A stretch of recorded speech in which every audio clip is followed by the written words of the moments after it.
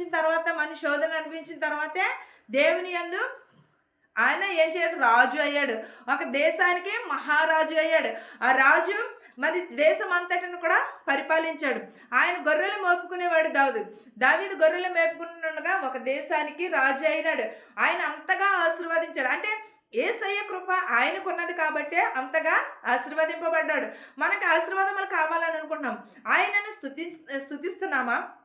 మన కుటుంబం రక్షణ పొందాలనుకుంటున్నాము, మనము ఆయనను స్తుతిస్తున్నామా? ఆయన యందు భయమును కలిగి ఉంటున్నామా? ఆయన యందు భక్తిని కలిగి ఉంటున్నామా? రోజు ఉపవాస ప్రార్థన చేస్తున్నాం. ఈరోజు శుక్రవారం కదా, నేను ఉపవాసం ఉండాలి అని అనుకున్నా. ఎలా ఉంటున్నావు? భక్తిగా ఉంటున్నావా?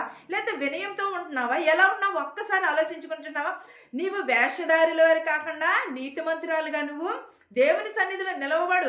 నీ హృదయంలో దేవునికి కుమ్మరించు, నీ ఆత్మను దేవునికి కుమ్మరించు.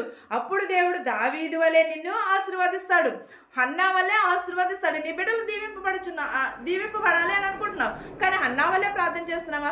ఎస్తేరు వల్లే ప్రార్థన చేస్తున్నావా? అబిగయేలు వల్లే నువ్వు ప్రార్థన చేస్తున్నావు? ఎవరి వల్లే ప్రార్థన చేస్తున్నావు నువ్వు? స్త్రీలు కొనియాడబడాలి. కొనియాడబడిన స్త్రీ ఏం చేస్తుంది? ఆమె ఆశీర్వాదము పొందుకొనిచున్నది. దేవుని యందు భయభక్తులు కలిగిన స్త్రీ కొనియాడబడుచున్నది.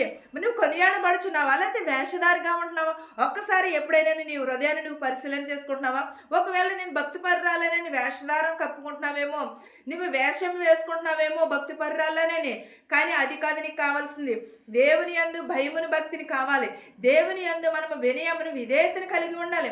దేవుడు స్తుతింపబడేవారుగా కాదు, మనం మనుషులను స్తుతింపబడేవారుగా కాదు, దేవుడు మెచ్చే రీతిగా ఉండాలి.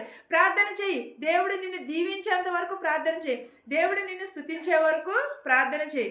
అంతేగాని ప్రార్థనను ఎప్పుడును కూడా విడిచిపెట్టకూడదు. ఈ వాక్యమును మీకును మాకును మనందరికీ